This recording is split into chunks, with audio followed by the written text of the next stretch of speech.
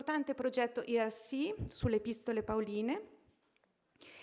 È coeditore dell'Editio Critica Maior del Nuovo Testamento e in particolare si occupa dell'edizione delle epistole pauline e si è occupato molto della trasmissione del Nuovo Testamento in latino. Oggi la sua lezione verterà su un tema importante, un tema che introdurrà quindi la settimana, dal titolo From the Vetus Latina to the Vulgate, Transition in Manuscripts of the Latin Bible. Prego. Thank you, Carla. It's a great honor and a pleasure to be here, and I'm very grateful for the invitation to speak this afternoon. The Latin Bible is often described as having two distinct traditions, the Old Latin version, or Vetus Latina, which was replaced by the Vulgate from around the end of the 4th century. While there is some truth in this, the situation is in fact much more complicated with regard to the terminology, the underlying concepts, and the time scale. So in this paper, I'm going to examine the transition from the earliest forms of the Latin Bible to those typical of later tradition, with particular reference to surviving manuscripts from the 4th to the 9th century. First of all, some clarification should be made regarding the initial statement about the Old Latin and Vulgate. The number of early Latin translations which preceded the Vulgate is unclear. Writers in antiquity sometimes claim that each biblical codex was a different version. In the words of Jerome, there are almost as many Latin originals as there are manuscripts. More recent scholars have suggested that we should speak of veteres Latinae in the plural, rather than Vetus Latina. But work on the major edition of the Vetus Latina, begun in the middle of the 20th century, has established that for most biblical books, the surviving evidence stems from a single initial Latin translation, albeit one which was then revised in various ways on a number of occasions. For this reason, I will continue to use the phrase Vetus Latina in the singular. And in terms of the Vulgate, it's worth recalling that the phrase Vulgata editio was used by Augustine to indicate the older text, in contrast to Jerome's innovations. It was only in the 16th century, in the famous decree of the Council of Trent, describing the version associated with Jerome as Haec ipsa vetus et vulgata editio, that Vulgate took on its modern sense.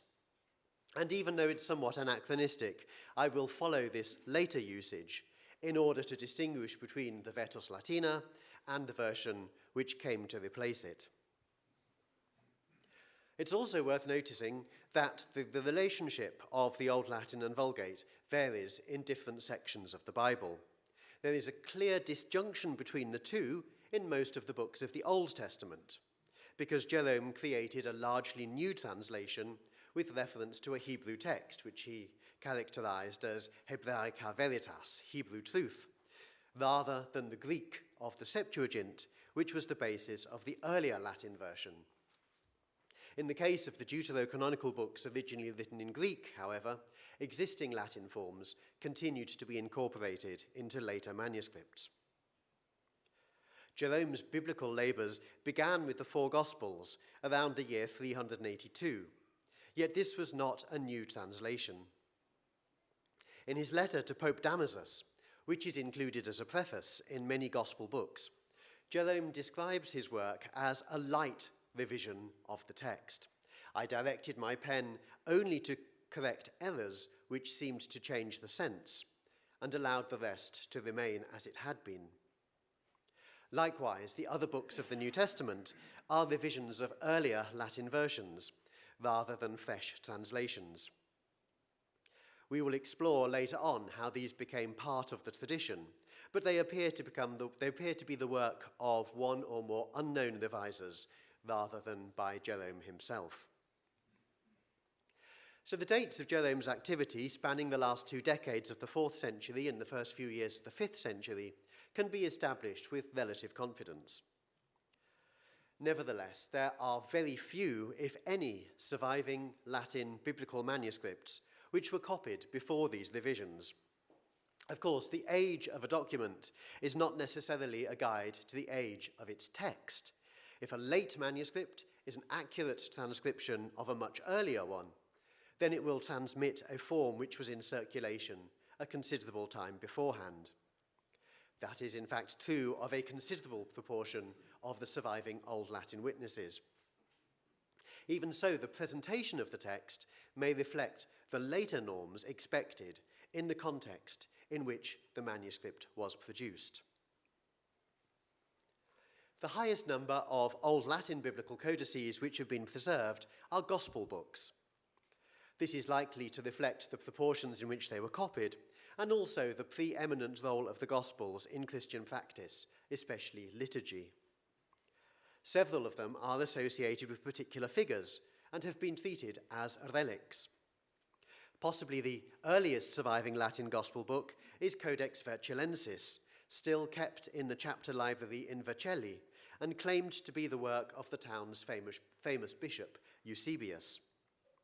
The dating to the latter part of the 4th century is paleographically plausible, even if it is impossible to verify the attribution. Yet the oldest gospel text is that of Codex Bobiensis, which is more archaic in appearance. Its pages are roughly square, comparable to the earliest Greek biblical codices, and the books depicted on the 4th century sarcophagus in the Basilica of St. Ambrose in Milan. The text is written in a single block. There is limited punctuation, although spaces are used for breaks in sense. The only obvious paratextual elements in the extant portion are the titles at the beginning and end of each book, and the running titles across the top of each opening. This plain presentation is also seen in the few surviving manuscripts with a more or less consistent Old Latin textual affiliation in other parts of the Bible. Among these are the Constance fragments of the prophets and the Fleury palimpsest with portions of Acts, the Catholic epistles, and Revelation, both of which were copied in Italy in the 5th century. There are multiple other fragments from the same date and provenance, many of which are now palimpsests with comparable layout. The use of 2 columns, which we've already seen in Codex Vercellensis, is present in several 5th century Old Latin Gospel books. One of these, largely recovered from fragments in bindings in St. Gallen, has been attributed to Rome in the early 5th century. Again, there is little in the way of paratextual material apart from the titles, and few abbreviations apart from the nomina sacra abbreviations. The structure of the text is marked by paragraphs, beginning with ekthesis, an enlarged letter projecting to the left, and each starting a new line with blank space left at the end of the line above. A further 5th century gospel book with pages which are largely square in shape is Codex Corbeyensis. 2 features are particularly worthy of note in this document.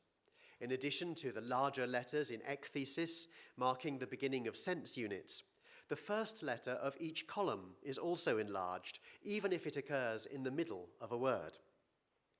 This is an antique practice, also seen in manuscripts of classical works, and the copy of Augustine's De Doctrina Christiana, which may have been produced in Hippo in his lifetime. The other feature is the presence of chapter numbers and titles, capitula and tituli.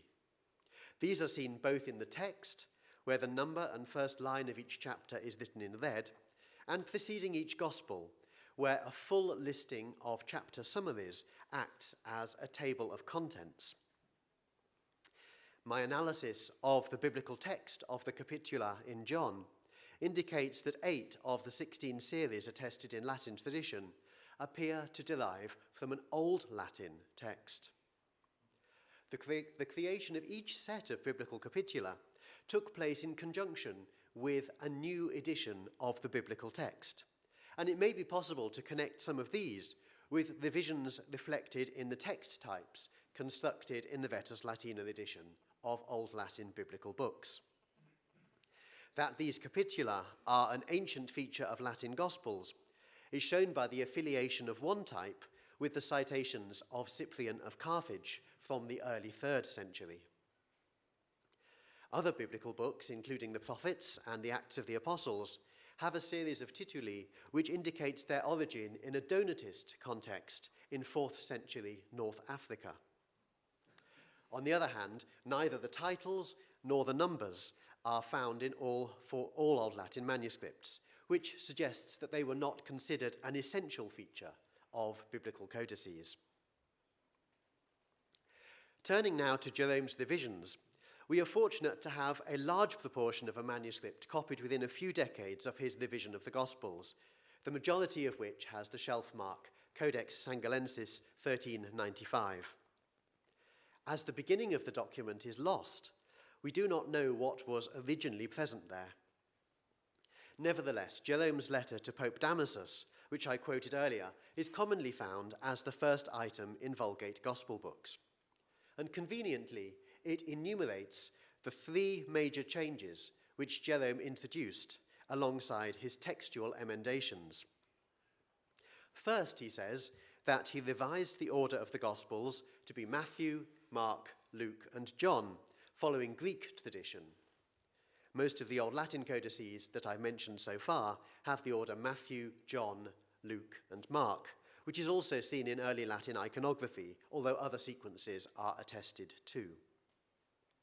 This change of order paved the way for the other 2 alterations, the initial inclusion of the Eusebian canon tables, which permit the identification of parallels between the Gospels, and the marginal numbers in the text, which identify each passage and its relevant canon.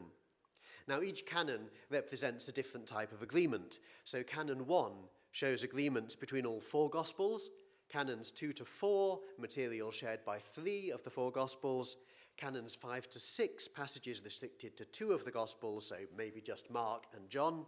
And then finally, Canon 10 consists of the unique material in each Gospel. So this 5th century manuscript does indeed give the Gospels in what might be termed the standard sequence, and as we see in the margin, the Eusebian cross-reference numbers are included. Now, these are in 2 different inks, as Jerome describes. The number identifying the section, the passage, comes first in black, in the same colour as the text. And underneath, in red, comes the number of the canon. Where this particular codex departs from Jerome's description is in the other numbers which are included underneath the canon number. And those give the number of the parallel passages in the other Gospels. So on this page, for example, the last set of figures in the column here give us the passage from Matthew, Canon 1, showing it's something in all 4 Gospels, and then Mark, Luke, and John. The parallels can be seen there in the margin. Conversely, in the second column, so this one here, where we have Matthew and column 6, we only have a parallel passage from Mark, Canon 6, the agreements shared between Matthew and Mark. Now, when the Eusebian apparatus is presented in this way, the initial set of canon tables giving you the concordance of which sections appear in which canon is actually unnecessary. So even in this very early Vulgate manuscript, which displays a large number of the readings which Jerome seems to have introduced when revising the Gospel text, it differs from his description of what his archetypical Vulgate Gospel manuscript looked like. It's possible, actually, that this manuscript may have lacked the canon tables because everything you need for the Eusebian apparatus to work is in the margin here. The 6th century Codex Brixianus is a purple Gospel book which has the Gospels in the Old Latin order. But this treats the Eusebian apparatus in a different way. The individual sections are numbered in the margin again, but the parallel passages are listed in a series of arcades at the foot of each page. Each of the 4 Gospels has its own column, and when a parallel is present, the corresponding section number lines up with the relevant section on the present page. So this is the Eusebian apparatus without any canons at all, and indeed without the order of the Gospels, which Jerome introduced. This system still works, even if you have the order Matthew, John, Luke, Mark. And that sort of attestation might suggest that some form of the Eusebian apparatus had been incorporated into Old Latin tradition. But this is a comparatively late witness, and I think a more likely explanation is the very close connection between Codex Brixianus and Gothic biblical tradition mentioned in the preface at the beginning of this manuscript. And of course, Codex Argenteus, the best preserved Gothic manuscript, has an identical set of marginal numbers and arcades at the bottom of each page, matching this non-standard sequence of the Gospels. So I think this is a more plausible model for Codex Brixianus, whose origin also has been suggested to be Ravenna. Turning back to the Old Testament, the Lxxii present, there are several paratextual features which are connected with Jerome. One of them is the series of prefaces which he wrote, matching his letter to Damasus at the beginning of the Gospels. In one of these, the so-called Prologus Galeatus, the helmeted prologue to the Book of Kings, he establishes the Hebrew canon as consisting of 22 books. And he also specifies here that what in the Old Latin version and the Septuagint tradition is treated as 4 books of kingdoms should be split into 2 books of Samuel and 2 books of Kings. So the titles of these books thus serve to indicate whether their text is Old Latin or Vulgate. Similarly, in this prologue, Jerome indicates that he has reordered the 12 minor prophets to follow the Hebrew sequence. In the preface to his revision of the Septuagint Psalter, he explained how he followed Origen's model in adding critical marks, the asterisk and the obolus, to indicate material which is only found in either the Greek or the Hebrew. And finally, in the prologues to Isaiah and Ezekiel, Jerome describes how, in the Old Testament, he set out the prophetic books, along with the Psalms and the books of Solomon, in sense units, per cola et commata.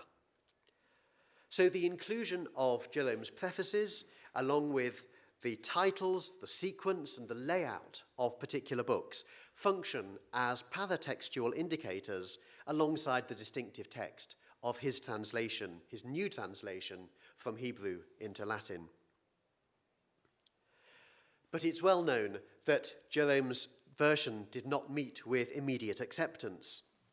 Augustine relates how the congregation of a church at Oya in North Africa was provoked to riot on hearing a liturgical reading of Jonah, in which the prophet rested under some ivy, following Jerome's translation of the Hebrew, rather than the traditional gourd, and you find some gourds hanging in the earlier mosaics depicting Jonah.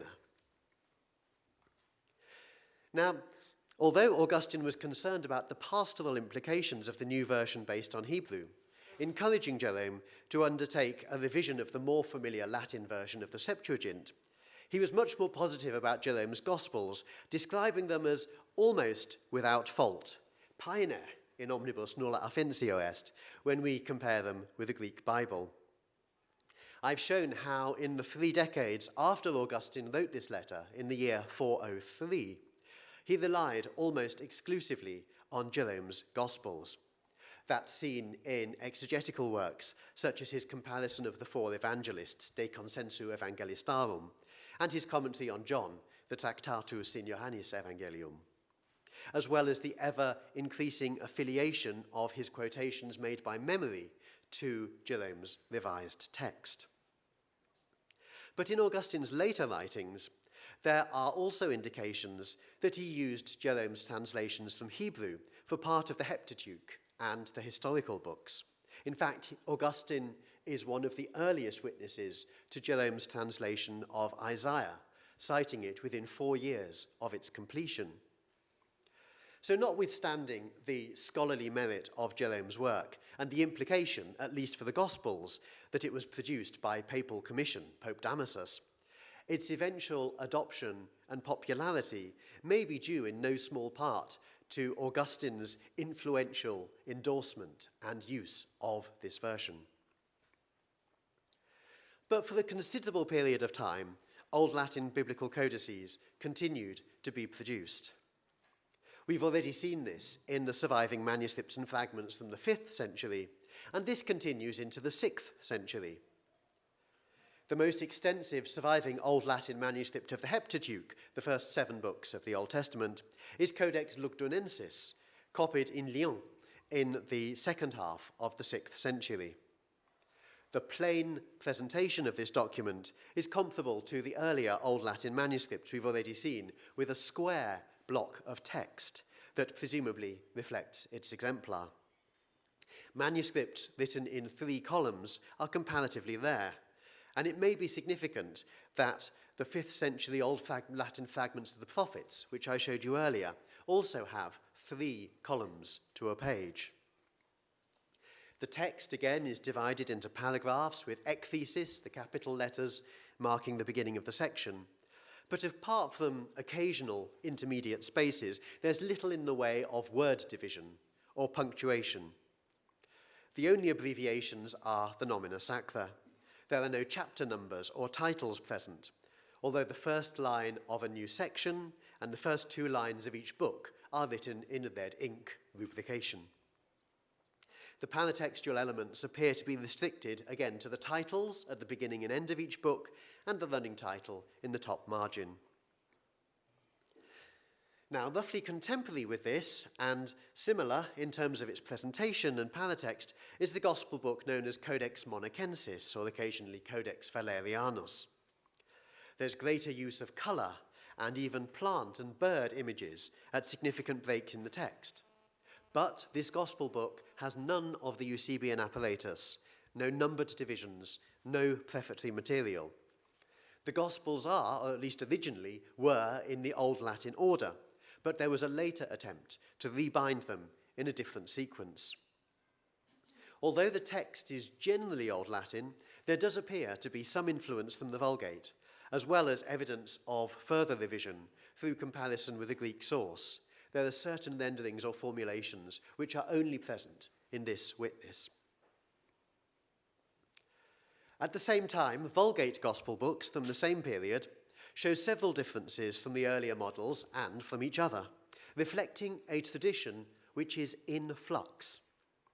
The Burchard Gospels, copied in Rome or Campania in the latter half of the 6th century, contain initial canon tables with coloured bird and plant decorations comparable to those of Codex Monachensis.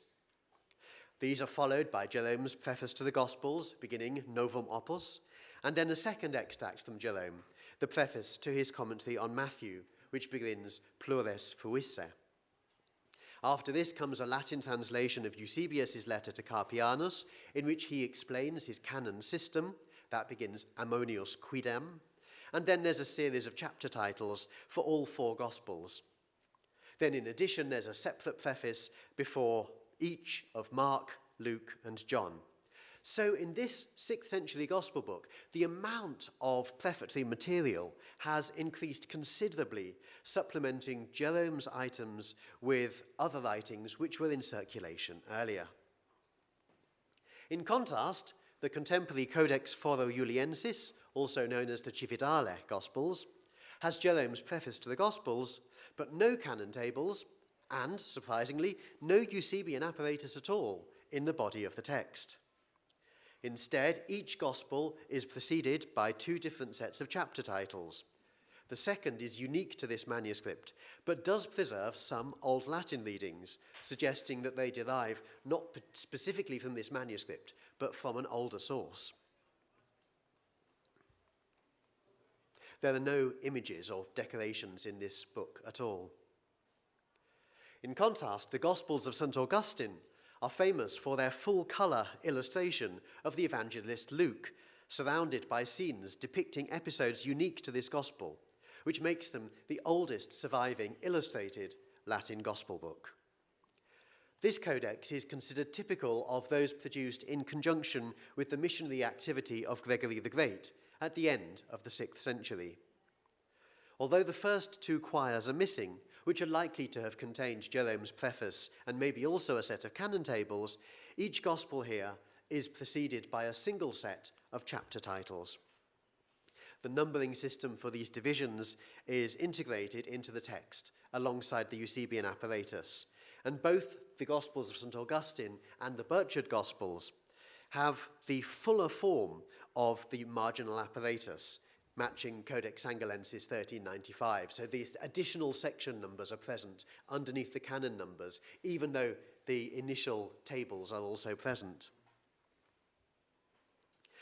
These three more recent Gospel books, though, do share one innovation in contrast to that earlier copy of the Vulgate Gospels, and this is the much more granular division of the text. So whereas Codex Sangalensis 1395, like the 4th and 5th century Old Latin manuscripts, divides the material into paragraphs marked by ekthesis, the basic textual units in these later manuscripts are much shorter. While it's still possible to identify paragraph-level sections marked by the larger initials, which project further into the margin, below that, a further set of indentations then sets off the text within each clause. So these short sense lines appear to be comparable to the per colla et commata sense lines introduced by Jerome's into the prophetic books of the Old Testament. Now, because Jerome makes explicit statements about this layout in his prefaces to those books, it therefore seems exceedingly unlikely that Jerome introduced this layout into other biblical books. Yet, by the late 6th century, we see that this presentation, which comes to typify the whole Latin Bible, had been extended to the Gospels. It's also worth noting that in all three of these 6th century manuscripts, the biblical text is less faithful to Jerome's division than in the Codex Sangalensis 1395. The Burchard Gospels are particularly noticeable for a heavy sprinkling of Old Latin readings, many of which were corrected by a later user. Yet this early and this persistent textual mixture, textual corruption perhaps, is a feature of Vulgate tradition. Old Latin texts continued to be copied from the 7th to the 9th centuries, albeit in decreasing proportions as the Vulgate forms became standard. Many of the witnesses from this period are mixed texts, combining elements of both. The standard form of textual mixture takes the form of sporadic variant readings, either introduced by copyists more familiar with a different form of text, or perhaps overlooked during a process of revision, which left fossils from an early form into the text, even though the rest of the readings were corrected towards the Vulgate. So for this unsealed gospel book, produced in Brittany around the year 800, the process of correction can be seen going on in the opening pages of Matthew. And you can see readings crossed out and replaced with the standard Vulgate form.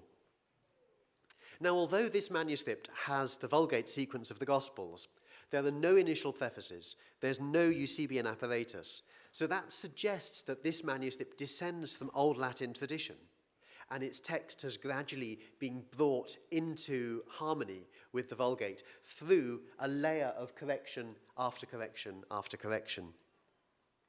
And indeed, the alterations we still see introduced by a corrector on the first 8 folios show how an attempt was made to bring the text into line with the Vulgate.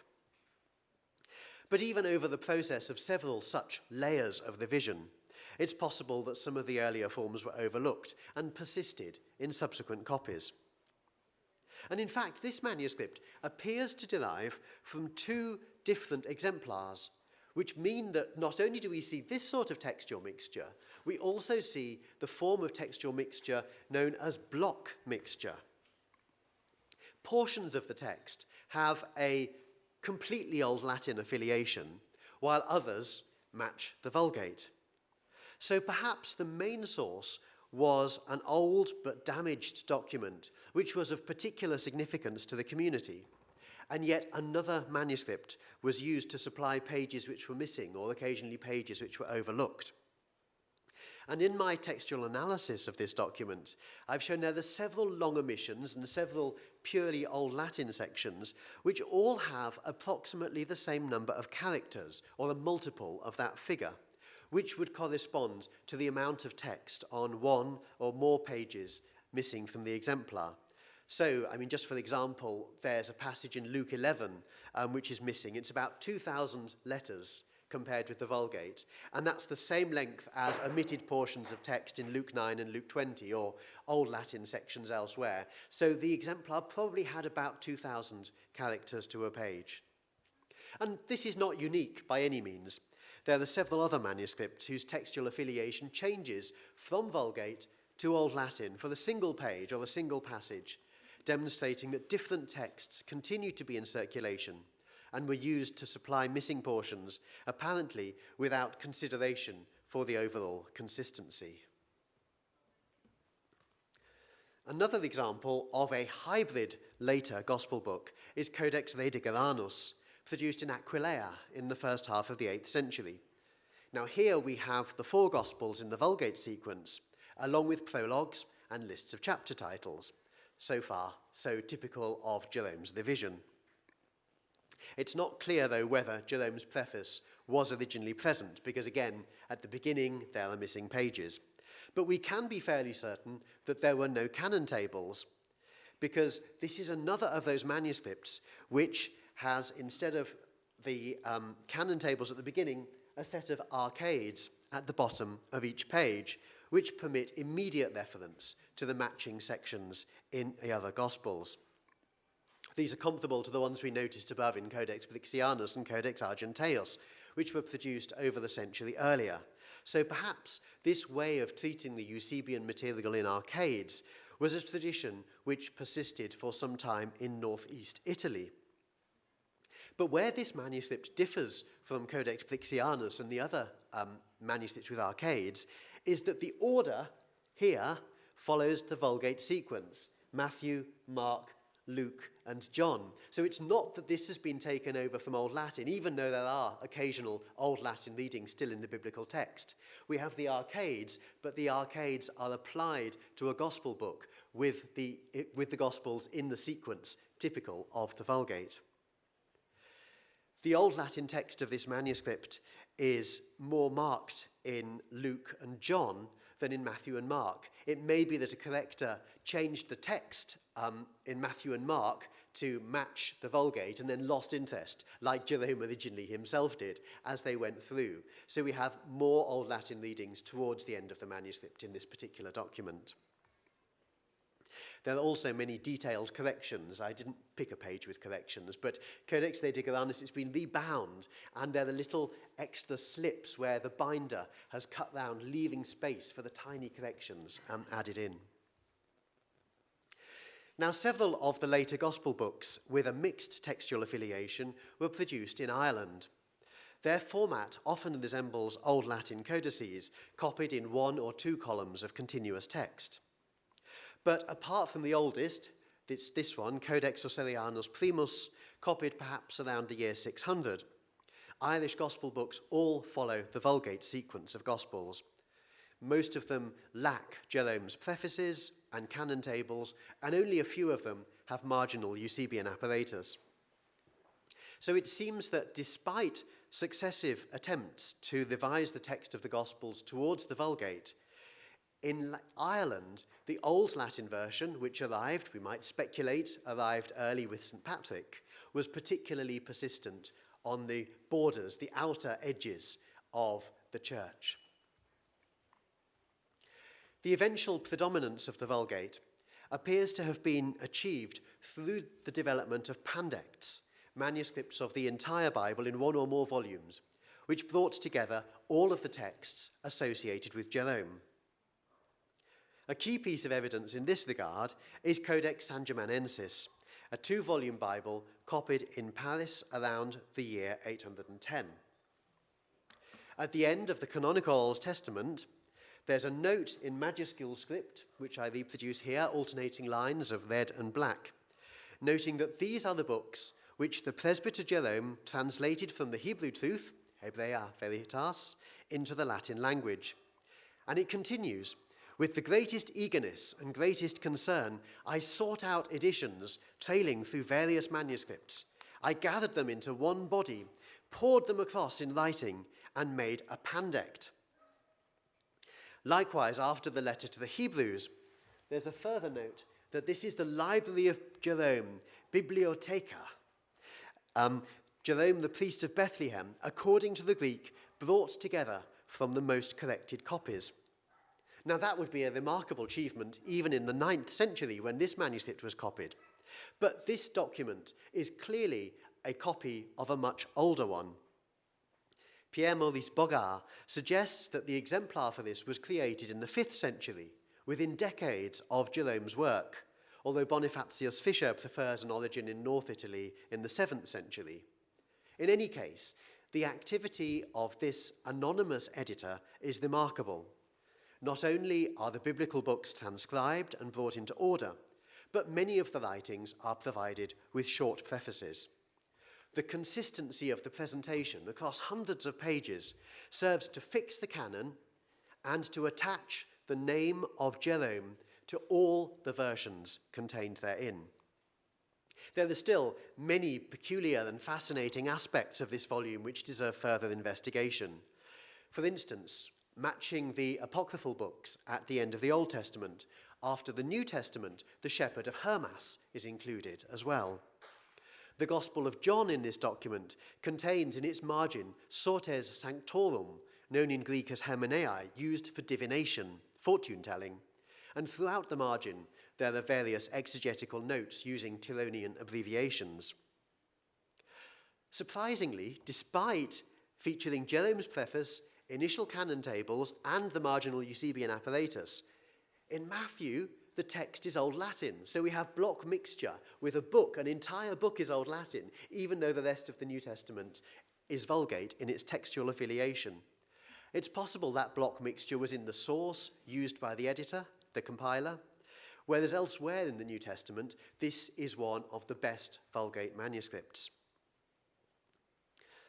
Another early and unusual Latin biblical compilation is the copy of the New Testament produced for Victor of Capua in the year 546, known as Codex Fuldensis.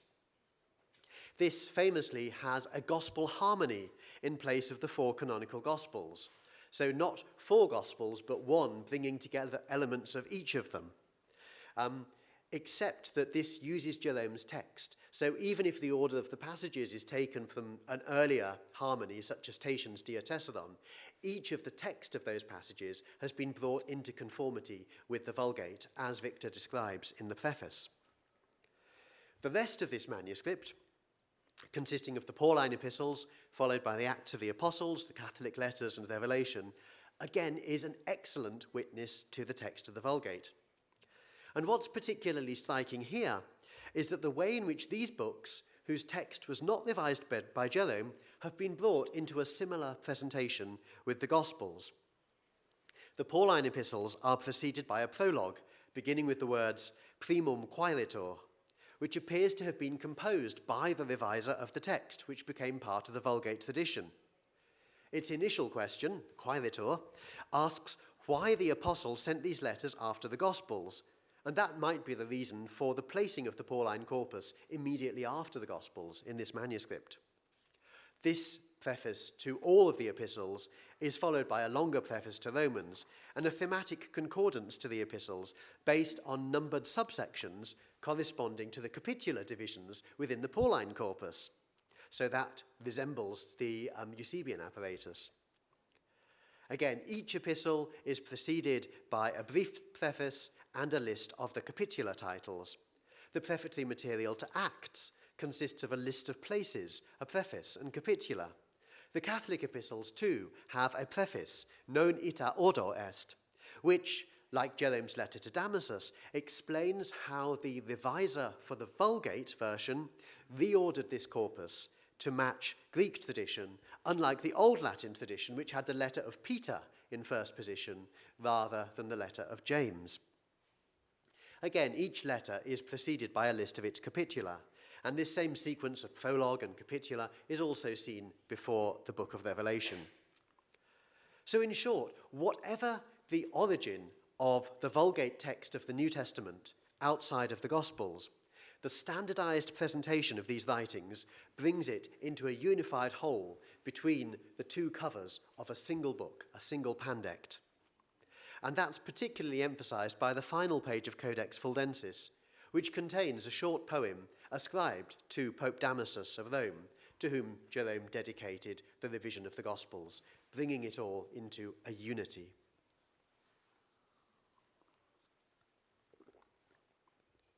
The person with whom biblical pandects are most closely associated in Latin tradition, however, is Victor's contemporary Cassiodorus. In his monastery in Vivarium, in the middle of the 6th century, he oversaw the production of 3 complete Bibles. One was a single volume, with all the canonical books arranged per colla et commata, which Cassiodorus explicitly states that he extended to the rest of the Bible from Jerome's practice. Another was in larger format with illustrations, the Codex Grandior, while the third was a Bible in 9 volumes. Now, the books in the illustration of the scribe Ezra in Codex Amiatinus have been connected with these 3 Bibles. At the feet of the copyist, there's a smaller book. Then on his lap, there's the larger one, perhaps the Codex Grandior, while in the bookshelf, the 9 codices have on their spines the titles which correspond to Cassiodorus' division of the books of the Old and New Testament. And Cassiodorus also mentions that he was responsible for placing lists of chapter titles at the beginning of certain books, and even composed his own when there were no chapter titles present in his exemplar.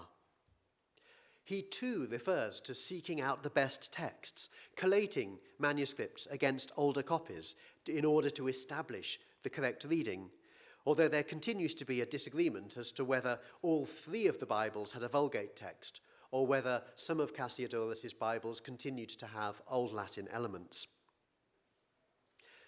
And Cassiodorus' Codex Grandior appears to have been the inspiration for Codex Amiatinus, the great Latin pandect created at the monasteries of Wearmouth and Jarrow in Northumbria in the 1st decade of the 8th century. Although it took as its model an existing pandect, the creation of Codex Amiatinus involved a fresh assembly of books.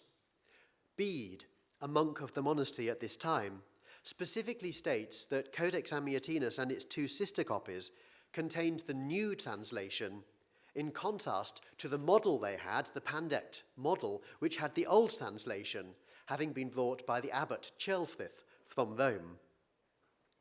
And the textual variety between the different sections of the Bible in this manuscript confirms the diversity of its sources. Even so, there is still a unity to the presentation. Each book is preceded by a prologue, some of which are explicitly attributed to Jerome by name. There's usually a series of chapter titles corresponding to numbered and rubricated sections within the text itself. As in Codex Fuldensis, again, put together separately, we have the Primum Quaeritur prologue, standing at the head of the Pauline epistles, although in Codex Amiatinus there's no preface to the Catholic epistles. The hierarchy of scripts, you can see how they vary for the titles and the prefaces and the section headings. There is a uniformity in everything here. And yet, despite the magnificence of the presentation and the considerable textual value of this witness to later scholarship as one of the best, one of the most important witnesses to the Vulgate, there's little evidence that Codex Amiatinus, or either of its 2 sister sibling copies, served as a model for subsequent productions. But their situation within Cassiodorus' discourse of the old and the new translations makes it clear that by the beginning of the 8th century, the texts and paratexts of the Latin Bible, which had come to be associated with Jerome, were sought out by copyists for the production of a single unified volume. And what might be seen as the final stage to the transition to the Vulgate as standard took place at the end of the 8th century. Up to this point, the surviving pandects are the work of enterprising individuals, such as the anonymous 5th century compiler of Jerome, the scholar Cassiodorus, and ecclesiastical dignitaries such as Victor of Capua or Ceolfrith.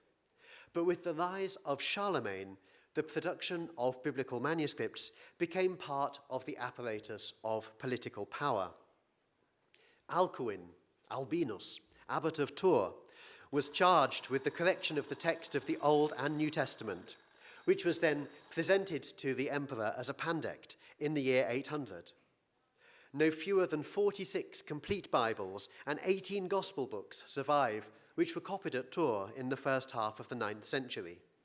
And again, although they are not all textually identical, there is a uniformity in their presentation in terms of the prologues, titles, and chapter divisions for each book, the hierarchy of scripts in which the different elements of the manuscript is written.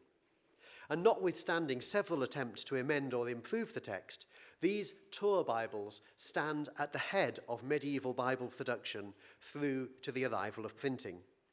There are a few instances of Old Latin texts persisting in manuscripts as late as the 12th or 13th century, but these are isolated anomalies. Their appearance is a curiosity. This is the point at which we have a standard presentation. So in conclusion, there's a continuity in the tradition of the Latin Bible, which transcends a simple binary division into Old Latin and Vulgate. And that's true both on the level of text and paratext.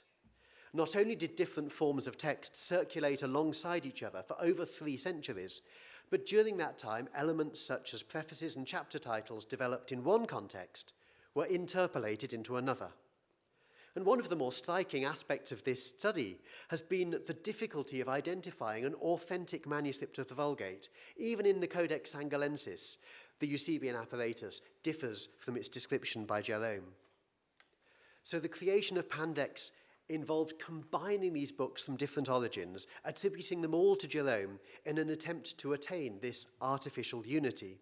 The adoption of sense lines, often attributed to the Vulgate, stems from this extension of a practice which Jerome introduced into a handful of books.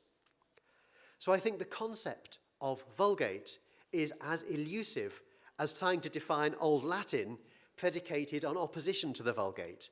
Instead, we have a tradition of the Latin Bible, which is as pluriform and as varied as the tradition of the Bible in its original languages, each reflecting different points and positions in the history of the communities responsible for its production and its transmission. Thank you.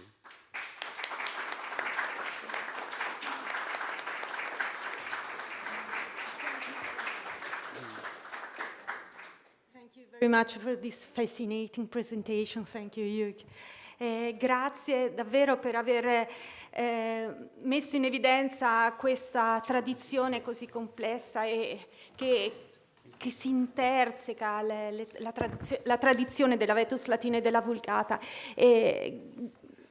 Grazie per aver focalizzato l'attenzione anche sugli elementi paratestuali, che sempre più vengono messi in evidenza anche negli ultimi studi, perché sono elementi importanti anche dal punto di vista critico-testuale, come sappiamo. E adesso passiamo la parola a Klaus Wachtel, un'autorità nel campo degli studi neotestamentari. Ha lavorato per molti anni presso l'Institut für Neutestamentliche Textforschung di Münster, dove si è occupato anche dell'apparato critico del Nestle Aland. È coeditore dell'Editio Critica Maior e i suoi studi si sono concentrati soprattutto sulla tradizione testuale bizantina, proponendo riflessioni innovative sulla formazione e lo sviluppo di questo tipo di testo. La sua lezione ha come titolo The Byzantine Text. Prego. Thank you, Karna, for this introduction. And I feel honored to be able to speak about the Byzantine text of the Bible as a New Testament scholar before such an esteemed audience. Thank you. So, the Byzantine text of the Bible. According to a well-known legend, Constantine's victory over his co-emperor Licinius in 324 occurred under the banner of the cross. His triumph also represented the victory of Christianity over the cult of Sol Invictus and other mystery religions. It took several decades until Christianity became the state religion in 380 under Theodosius. Still, to the present day, an icon showing Constantine and his mother Helena is found in almost every Orthodox church, reminding the believers of the bond of the empire with Christianity. Consequently, to meet a growing demand, Constantine himself commissioned Eusebius of Caesarea in 331, quote, to order 50 copies of the sacred scriptures to be written on prepared parchment in a legible manner and in a convenient portable form by professional transcribers, thoroughly practiced in their art, end quote. Constantine's commission marks the beginning of the history of the Byzantine text of the Greek Bible, or rather, the point in time when the textual history of the Greek Bible became Byzantine.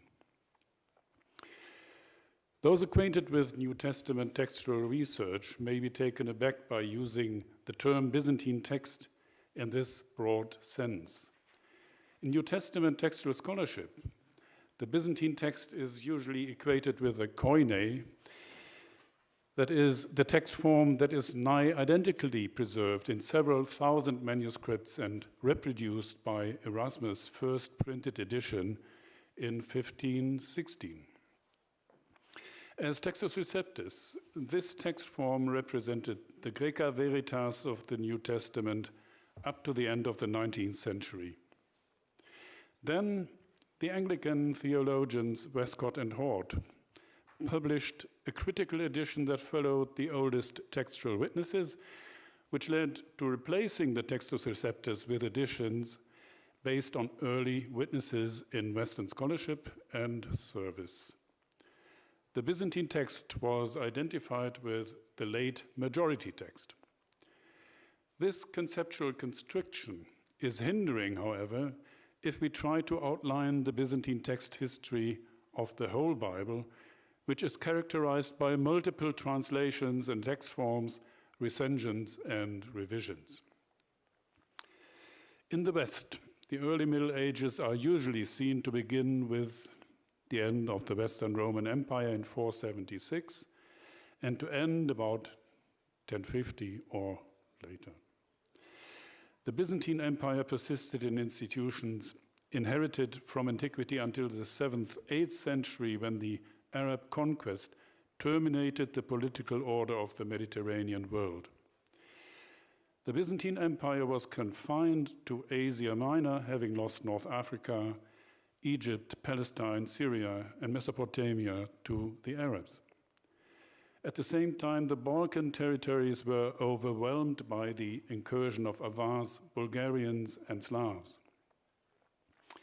In addition, the iconoclastic period, 726 to 843, brought about internal conflicts and several outbreaks of civil war. The end of the iconoclastic controversy marks the beginning of an era that the French Byzantinist Paul Lemerle called the first Byzantine humanism. Lemerle warns us against identifying the preceding Dark Ages with iconoclasm. Still, it is a fact that after centuries, from which only very few manuscripts survived, we see a thriving literary culture after the victory of the venerators of icons, the iconodules. This victory opened up the Middle Byzantine period, which also was a time of reconquest and consolidation of the empire.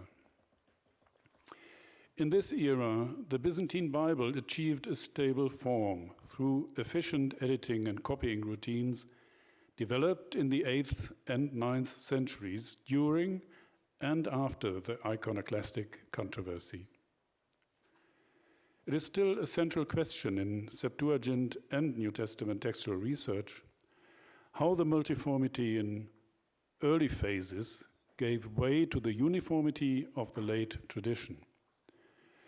One theory, supported through the 20th century by Septuagint and New Testament scholars alike, conveys that in the 3rd century, 3 major recensions were done that competed against each other until finally the Byzantine Koine prevailed. The other approach is developmental and tries to explain the standardization by tendencies inherent to manuscript transmission and to the influence of external factors, including recensional or editorial activities.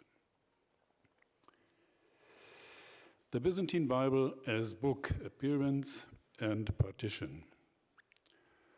Paul Magdaleno and Robert Nelson, in their introduction to the Old Testament in Byzantium, point out that the unification of the Old and the New Testament in one Bible reflects a fundamental theological claim. The sacred scriptures of the Jews were joined to the Gospels and other canonical Christian writings as a prelude to and prefiguration of the Gospel story. The central message behind this unification was that Christ had made obsolete the old covenant between God and Israel. Christendom had become the new people of God, and Byzantium was the new Israel. The formation of the Christian Bible evidences this process. One clue to this statement is Emperor Constantine's commission of 50 complete Bibles to Eusebius of Caesarea. The most popular Greek Bible codices, Vaticanus, Sinaiticus, and Alexandrinus, are such complete Bibles. It is possible that the 2 former were part of Eusebius' delivery to Constantinople.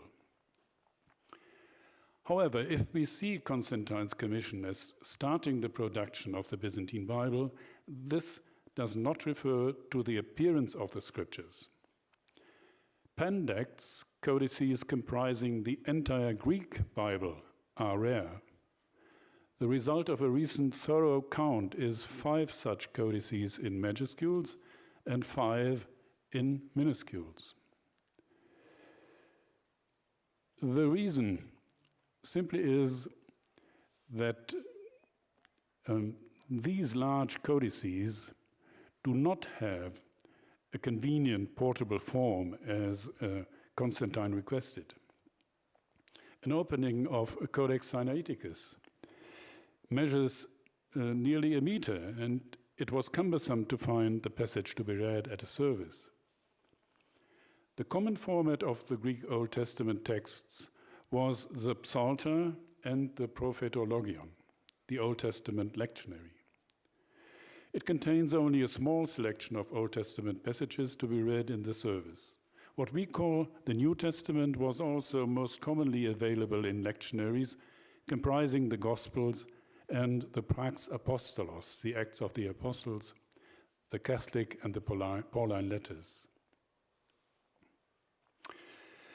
The same subcollections are also typical of full-text manuscripts of the New Testament.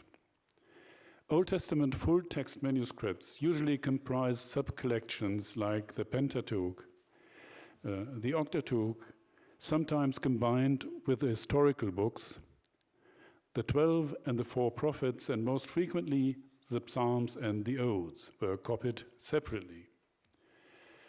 Thus, the Byzantinist James Miller says in his contribution to the Old Testament in Byzantium that, quote, not only was the Bible as a whole a largely unknown entity in Byzantium, but likewise the parts, especially the Old Testament, were largely unknown entities as well, end quote.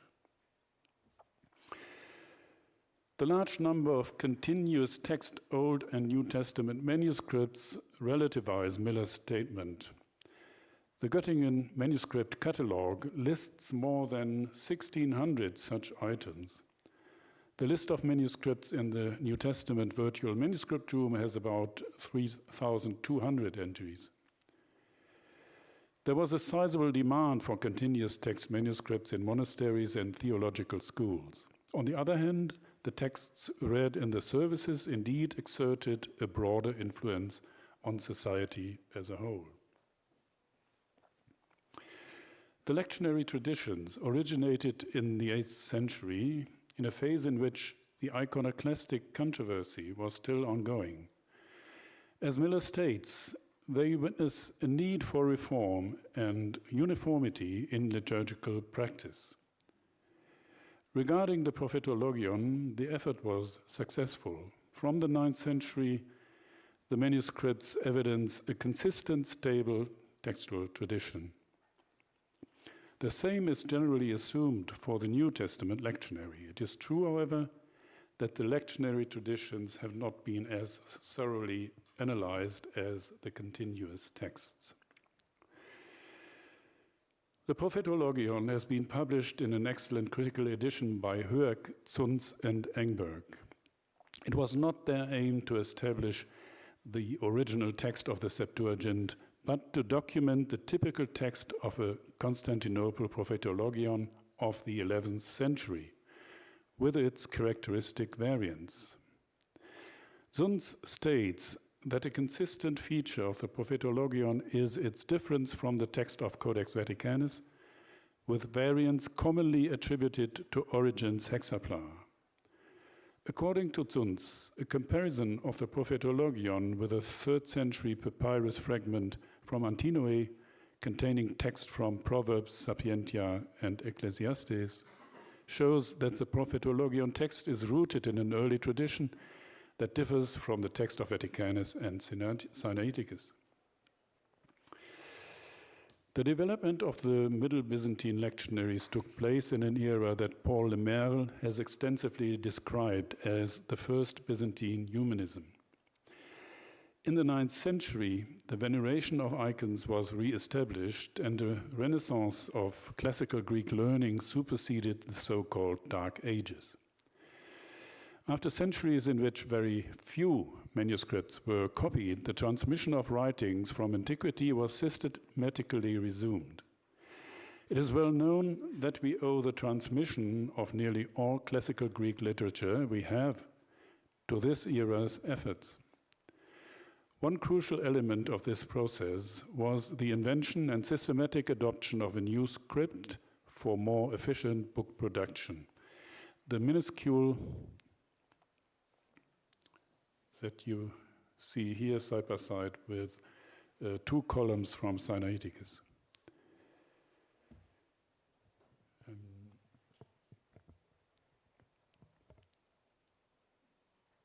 Yes, the visual impression immediately is that it is much easier to write such a manuscript in minuscules, and there is an easier way to follow the word divisions and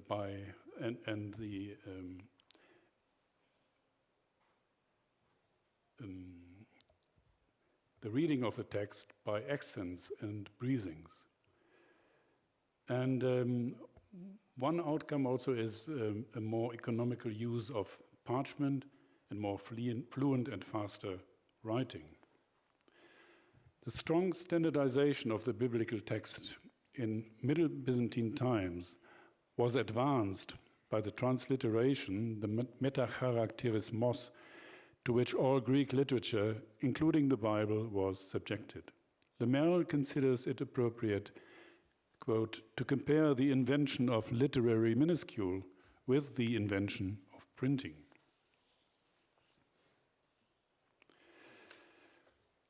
For answering our guiding question of which factors led from the multiplicity of text forms to uniformity, the transliteration must not be neglected. It is a highly significant factor in the process of standardization because it is likely that after a majuscule had been copied in the new script, subsequent copies were made from the newly produced minuscule exemplar.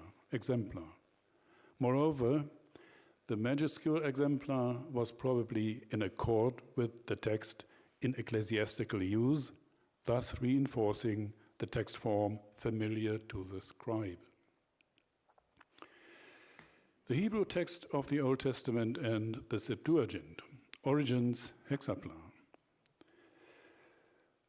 Origen's Hexapla provides evidence for early multiformity of the Old Testament tradition and his successful effort to bring the Septuagint text closer to the Hebrew original. By then, between 234 and 250, the first translation of the Hebrew text into Greek, the Septuagint, had been in use for about 500 years and had seen several revisions.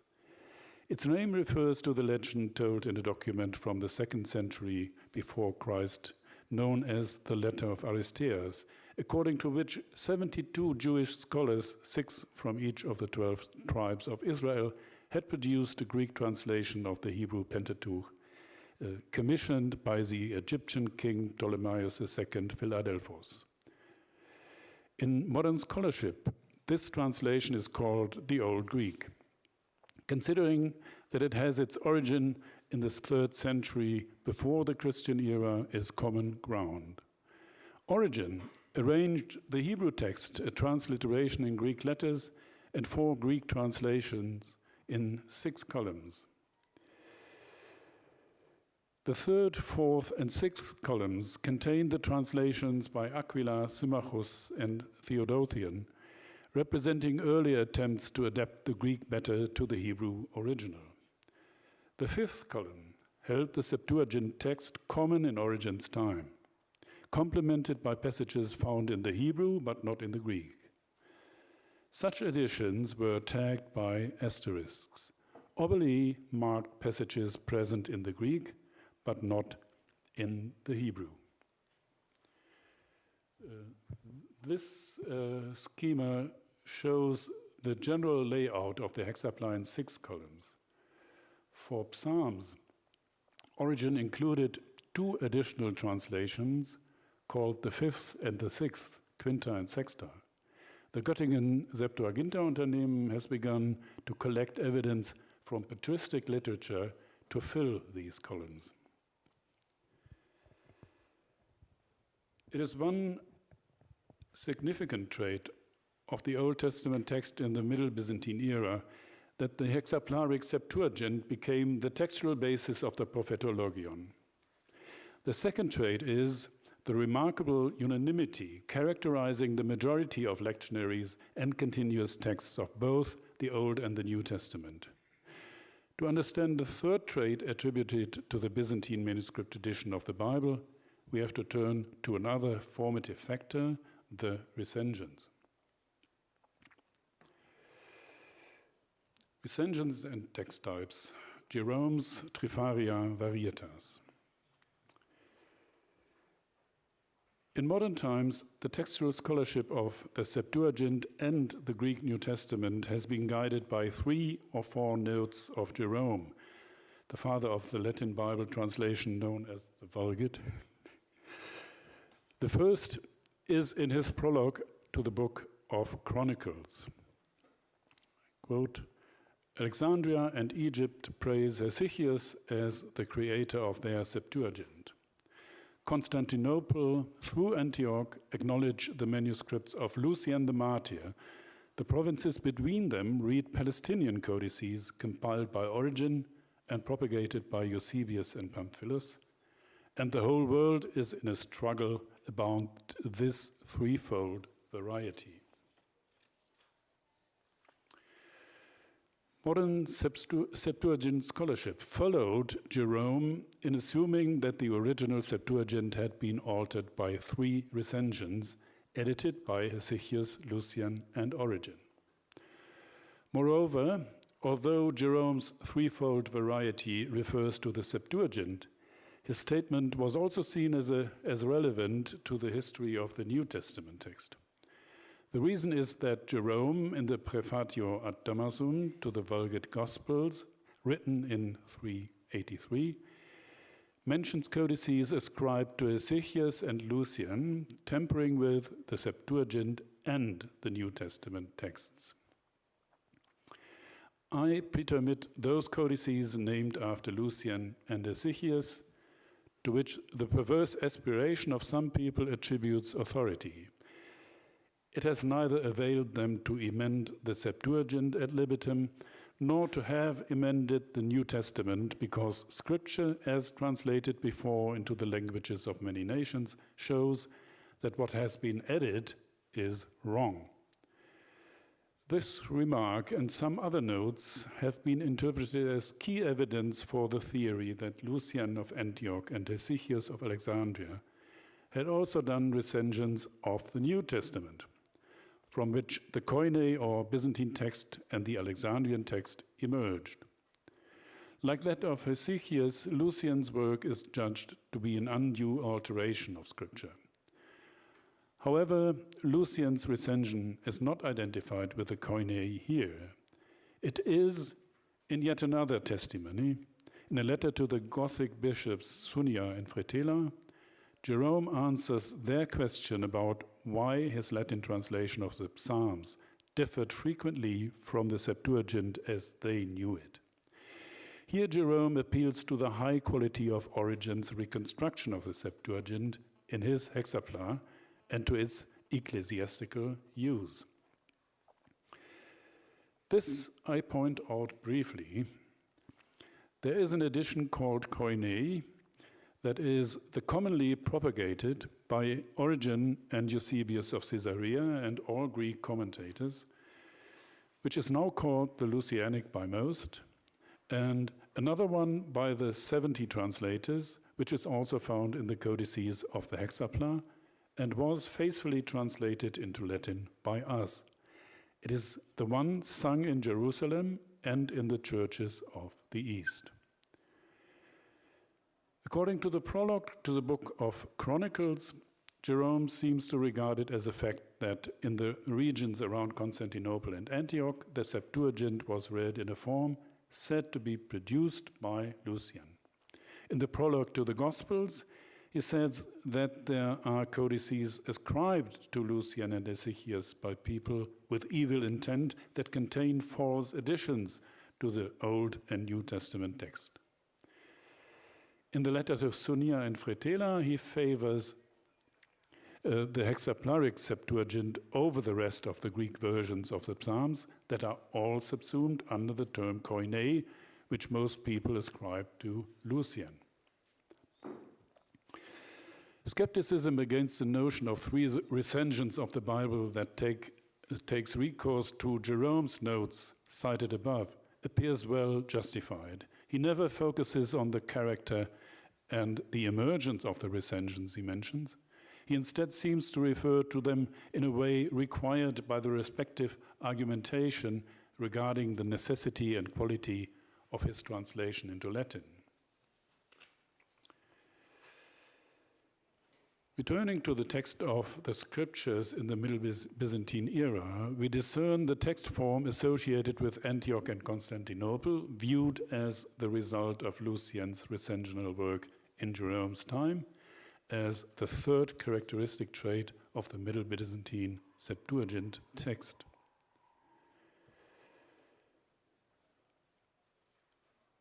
The New Testament.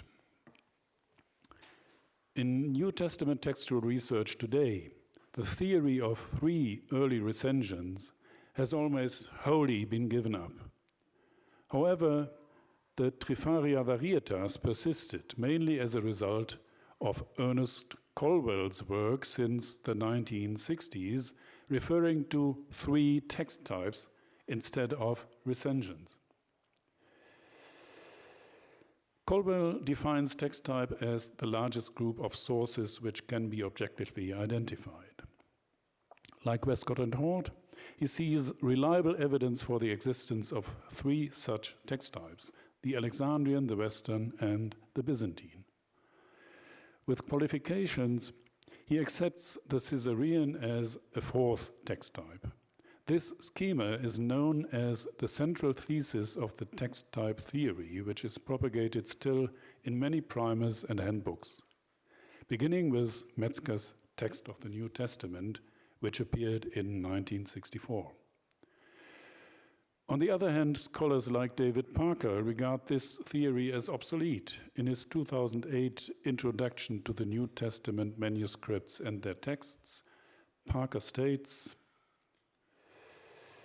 the 18th century text type model was a means by which New Testament textual scholarship could make use of Lachmanianism, even though the texts could not be related in a full Lachmanian stemma. It is now possible to move on, abandoning the concept of the text type and, with the new tools and methods now available, retelling the history of the text. Lachmanianism means the genealogical method applied to the Alexandrian versus the Syrian text by Westcott and Hort, with the sole purpose of overcoming the textus receptus. As a co-editor of the Editio Critica Major, the ECM of the New Testament, I've been involved in developing some of the new tools and methods Parker mentions. First, the Editio Critica Major of the New Testament provides a comprehensive critical apparatus documenting all variants yielded by a full collation of all primary witnesses. As this apparatus lives in a relational database, comparisons and quantitative evaluations can be made to test the text type model. Second, the coherence-based genealogical method, the CBGM, provides a set of tools for evaluating the evidence assembled in the database of all variants and their witnesses. The CBGM extrapolates from the genealogy of variants at all passages of variation to the genealogy of the witnesses containing the variant. The relationship of each witness to all other witnesses can be studied. As a result, the manuscript tradition appears far too complex to be adequately described in terms of 3 or 4 text types. If we abolish the concept of text types in New Testament textual criticism, we can no longer use the term Byzantine text as defined by Metzger, Colwell, and others.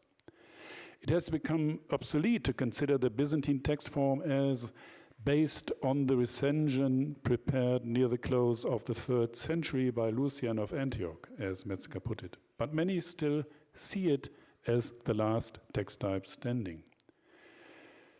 Having emerged from the recension hypothesis, however, the term text type should be given up completely in New Testament textual criticism, the more so because a text type is defined by Colwell, requires a determination by at least one other text type. The late Byzantine majority text is the result of a process that began together with the transmission itself, because there was a majority of mainstream text from the beginning. Before the 9th century, however, the majority text was not an entity that could be reliably reconstructed, because only a few manuscripts of that time have been preserved and because the entire tradition was less uniform than in late Byzantine times. The 2 stages of textual history up to and after the 9th century are separated by 6 to 7 centuries of manuscript copying, in the course of which 3 significant factors drove the development of a smooth and complete koine. Namely, negligence, deorthosis, and contamination.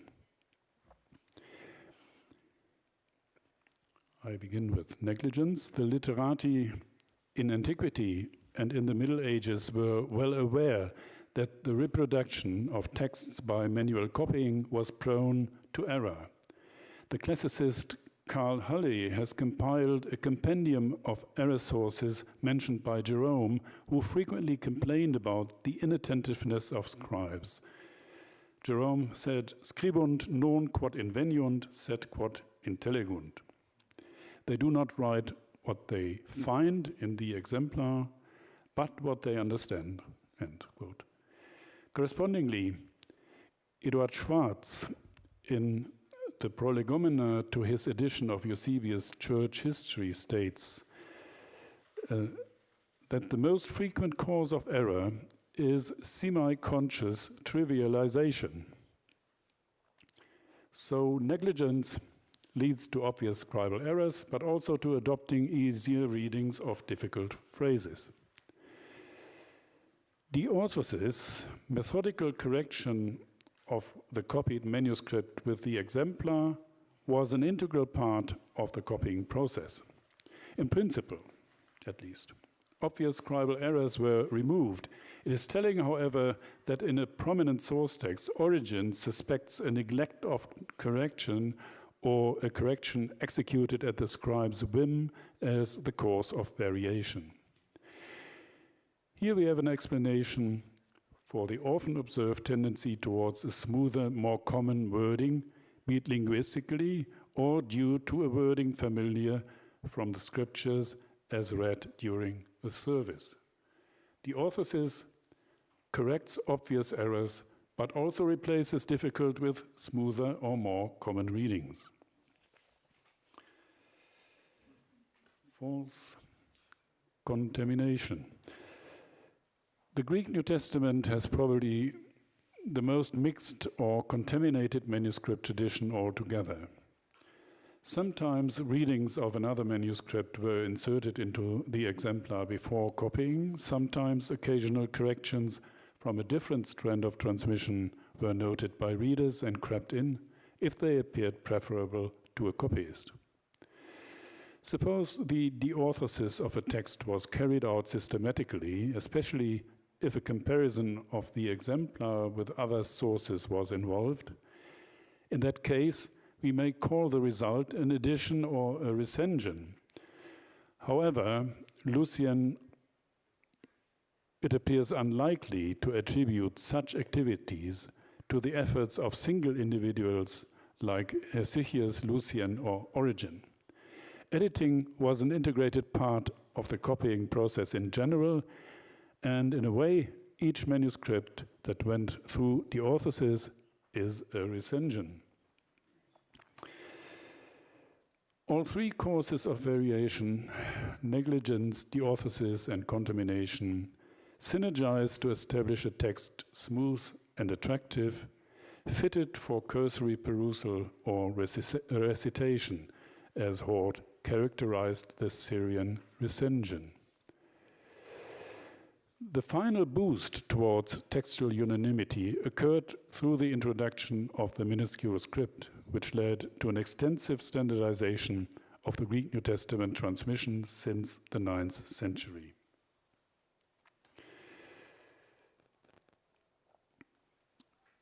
The Septuagint.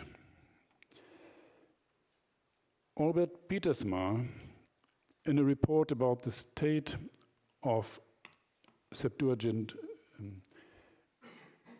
research on the verge of the 21st century, reflects on the development of the discipline since Alfred Ralph's 1907 text of the Septuagint Psalter. Ralphs advocated a bipolar model of the textual history of the Septuagint. Quote, Manuscript B, quote from Pietersma, Manuscript B is its one pole with other ancient texts hovering in its vicinity, and the Vulgate text the other. In Ralph's view, all manuscript texts had to be assessed referring to the two poles. In the bipolar model, Manuscript B, the Codex Vaticanus, represents a conservative recension done by Hesychius based on a pre-Origenic text, and the Vulgate text is attributed to Lucian's more incisive recension. Ralphs states that the Lucianic Vulgate text is attributed to Lucian's more, Ralph states that the Lucianic text of the Psalter was corrected towards the Masoretic text and was partly rewritten in Lucian's discretion. In Ralph's view, following his teacher Paul de Lagarde, Both recensions were done around 300 and competed against each other. The Lxxii text became widely accepted because it was smooth and closer to the common Koine idiom. Hence, it is found in the majority of late manuscript witnesses, and this majority indicates the Lxxii text labeled L. It goes without saying that Ralphs preferred B text in approximating the pristine Old Greek. This outline resembles the one promoted in New Testament textual criticism of the era.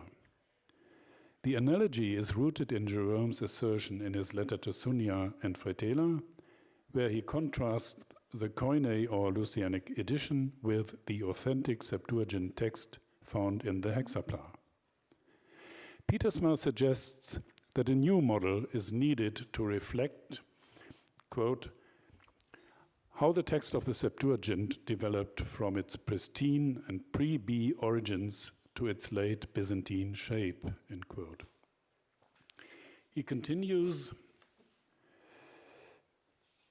rather than the bipolar model, we might better use the metaphor of a tree with a single beginning and subsequent branching out, but with many stunted branches on the lower part of the trunk, some of which fell off.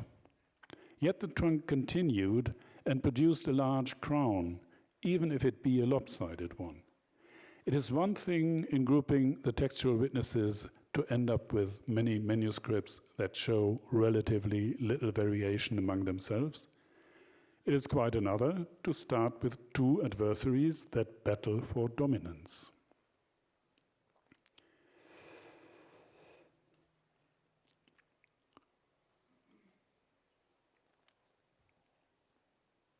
Evidence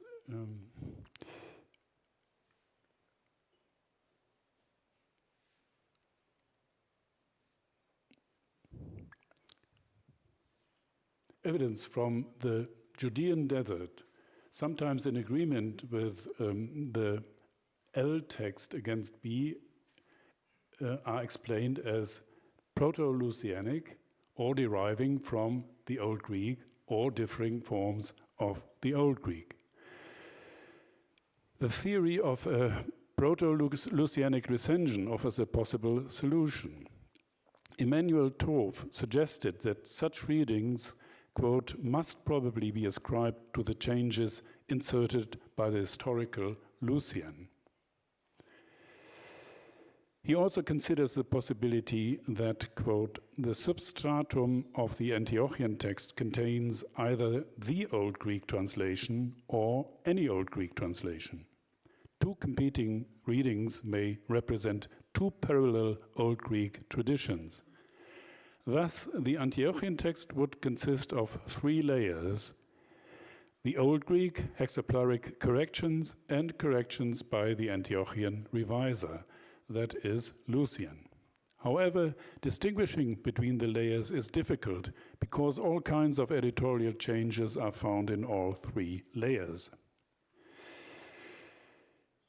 Be this as it may, today the Lucianic or Antiochian text is no longer equated with the late Byzantine majority text. Tuka Kauhanen, in his 2021 research survey on the Proto-Lucianic and Antiochian text, calls it a distinct textual tradition, quote, discernible in most historical and prophetic books of the Septuagint, end quote, but not in the Pentateuch, according to Wever's edition of 1974. In this view, the Lucianic text is transmitted in a group of only 5 manuscripts labeled L. in the books of Samuel, Kings, and Chronicles. In comparison with Vaticanus, the Antiochian text features more stylistic Greek and is hence seen as consciously edited. Fernandez Marcos, who published a special edition of the Antiochian text of the first 2 books of Samuel, 1 and 2 Kings, and 1 and 2 Chronicles, describes the Antiochian text as Septuagintal with, quote, a great number of coincidences with the majority Greek text, in the same current of tradition as the Old Greek, end quote. He believes it is not a new translation of the Hebrew or an Old Greek as if there had been more than one translation, end quote. It was separated from the majority current of Septuagint at an early stage, probably in the 1st century of the Christian era, end quote. It differs considerably from the Septuagint majority text in proper names and shows intriguing links to the Hebrew text. As the Antiochian text is not identifiable in the Pentateuch and in the Book of Psalms, it is possible that it has been diluted into the Byzantine text just as in the New Testament, says Fernandez Marcos. However, an equation of the Antiochian or Lucianic text with the late Byzantine Koine is maintained no longer. Conclusions. The theory that 3 or 4 recensions or text types shaped the transmission of the Old and New Testament writings in late antiquity appears overly simplistic when considering the complex diversity present in the manuscript traditions.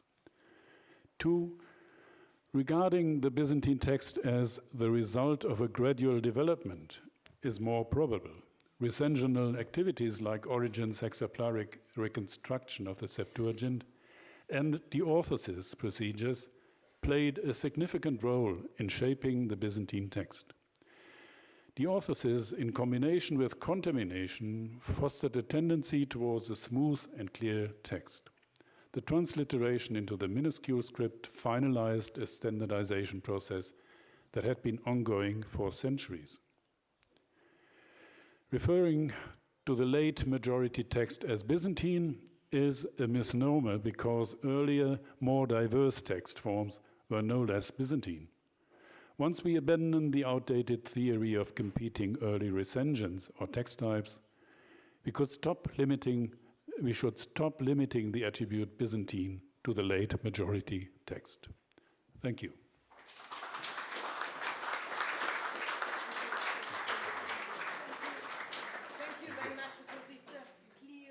Rich presentation. Grazie per aver messo in luce quanto sia errato parlare di tipi testuali rigidi, ma che è necessario essere cauti perché le lezioni bizantine si trovano anche nei testimoni più antichi e così grazie veramente per questa presentazione. Adesso facciamo una pausa di un quarto d'ora e ci ritroviamo qui alle 17:20 direi. Grazie Klaus.